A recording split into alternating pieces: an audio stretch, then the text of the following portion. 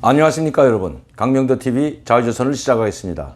오늘은 김정은 사망설과 관련해서 북한에서 들어온 긴급 뉴스를 전해드리도록 하겠습니다. 저는 오늘 오전에 북한으로부터 다음과 같은 전화를 받았습니다. 김정은에 관한 정보였습니다. 제가 어제도 말씀드렸듯이 김정은은 심장 스텐트 수술도 아니고 또 발목 관절은 도구는 아니고 또 심장 마비로 지금 중태에 빠졌다 또 사망했다, 그것이 아니었습니다. 제가 말씀드린 대로 김정은은 뇌졸중으로 쓰러졌고 지금 원산에서 치료받고 있는데 그 김정은의 상태가 지금 어느 정도인지, 중태인지 아니면 뇌사인지 아직도 미연하다고 합니다.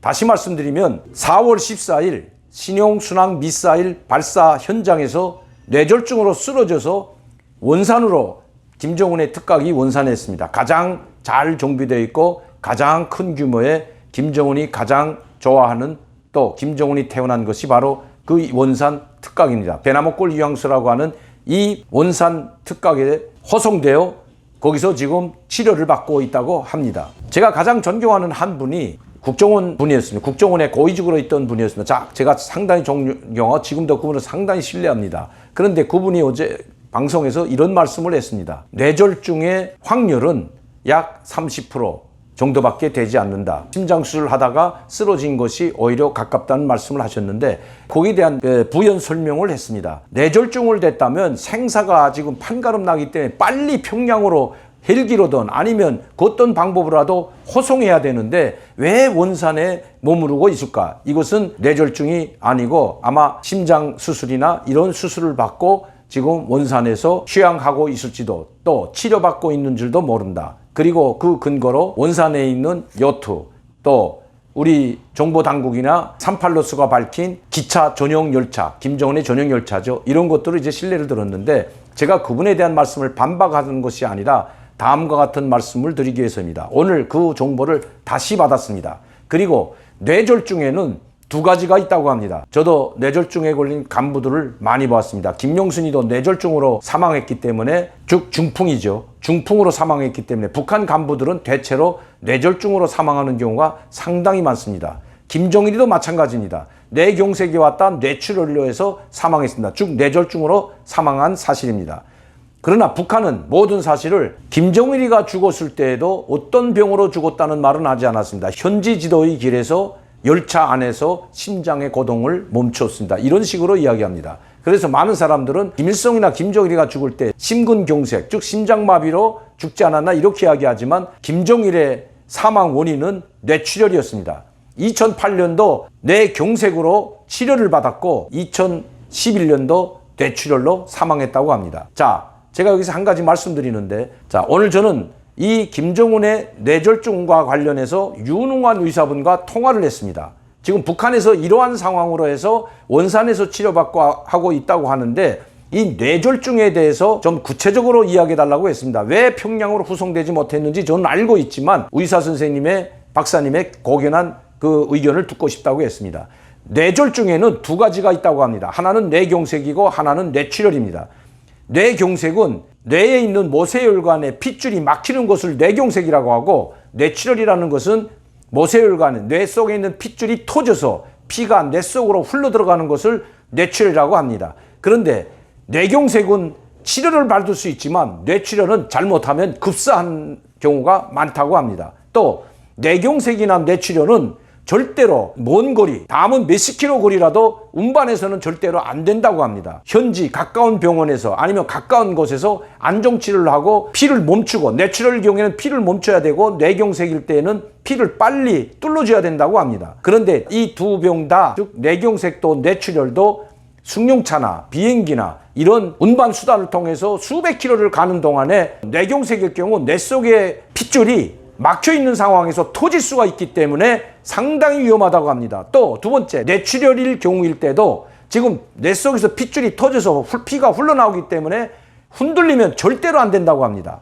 그래서 먼 거리는 고사하고 가까운 거리도 가는 것이 아니라 바로 가까운 곳에서 빨리 치료를 받고 안정하는 것이, 가까운 현지병원이나 가까운 치료할 수 있는 곳에서 의사의 소견을 받아 빨리 응급치료가 중요하다고 합니다. 응급치료된 상태에서 옮기는 것은 가능하다고 합니다.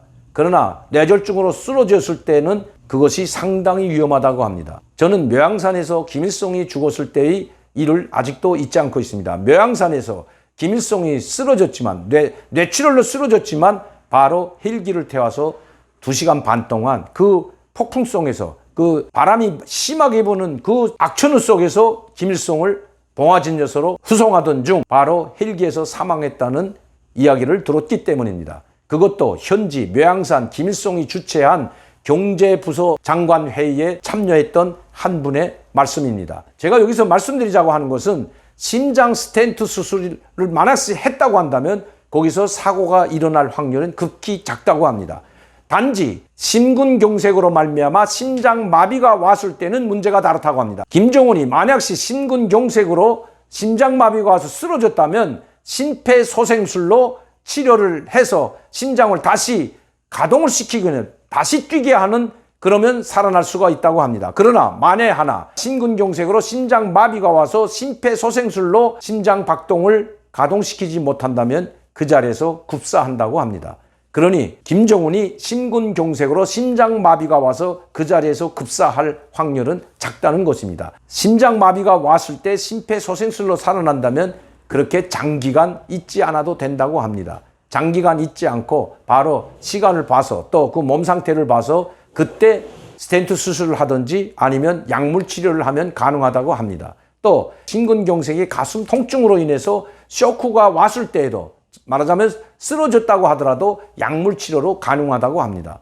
그런데 김정은은 지금 원산에서 움직이도 못하고 있는 상태에서 치료를 받고 있다고 합니다.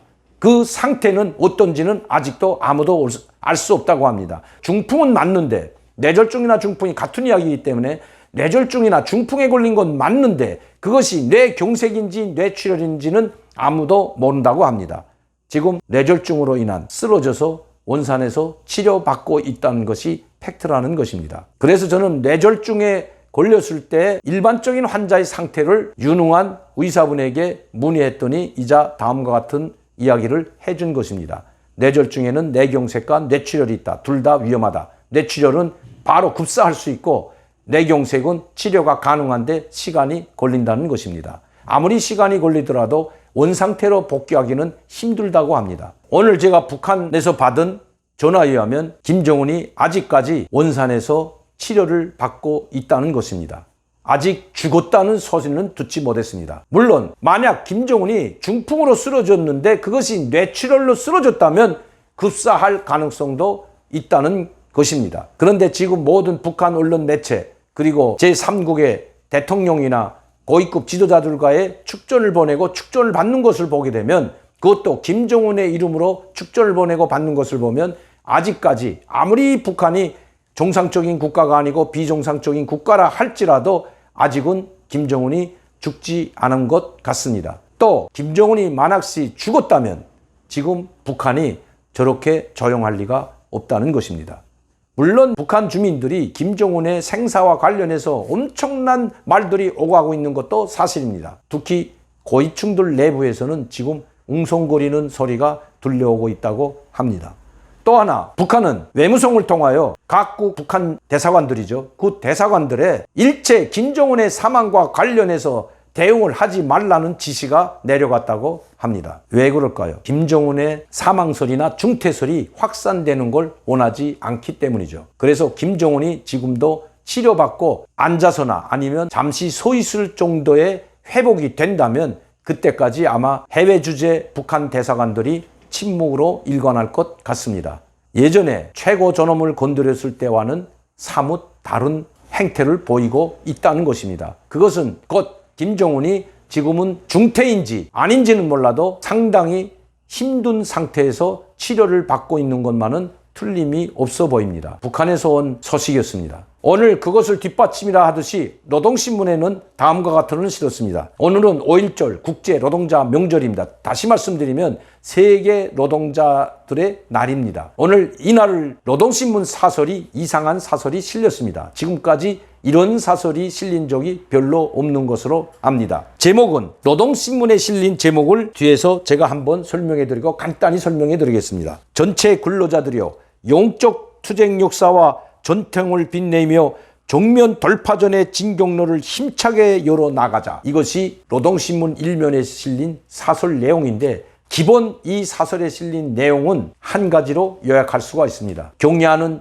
김정은 장군의 둘이에 굳게 뭉쳐, 경례하는 김정은 용도자의 둘이에 굳게 뭉쳐 아무리 어렵고 험난한 폭풍이 다가와도 김정은 동지가 계시고 김정은 동지의 출석같이 뭉쳐 김정은 동지의 용도를 따른다면 우리는 승리할 것이다. 이런 내용이 요약된 내용입니다. 김정은만 믿고 따르라는 것입니다. 5.1절 날 저는 이런 사설을 실은 노동신문 1면을 오늘 처음 보았습니다.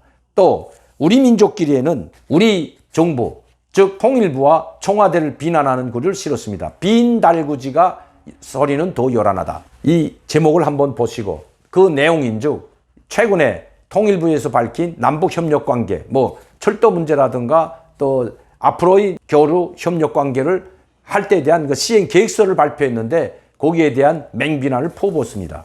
지금 김정은이는 아파서 누워있는데 우리 정부는 그것도 모르고 이런 발표를 하게 되니 아마 북한이 이런 맹비난을 하지 않는지 모르겠습니다. 왜냐하면 지금 정부가 하는 것은 북한에 도움이 되면 됐지 불리한 것은 하나도 없는데도 불구하고, 자, 북한은 최고 지도자가 쓰러졌는데 노동신문에는 그 지도자를 따라서 둘이에 굳게 뭉치면 어떤 난관, 폭풍이 휘몰아쳐도 우리는 승리의 진격로를 열어나갈 것이라는 그 사설. 또 최고 지도자가 쓰러졌는데 아무것도 모르는 정부 당국을 향해서 맹비난을 퍼붓는 북한. 김정은이 공백 상태임을 보여주는 것이 아닐까요? 오늘도 강명도TV 자유조선을 시청해주신 여러분들께 진심으로 감사를 드립니다. 항상 여러분들의 격려와 지원과 후원이 이렇게 중요한 정보를 여러분들께 알려드릴 수가 있습니다. 내일은 저에게 이 내용을 알려주신 유능한 의사분 한 분을 모시고 한번 방송을 하도록 하겠습니다. 감사합니다.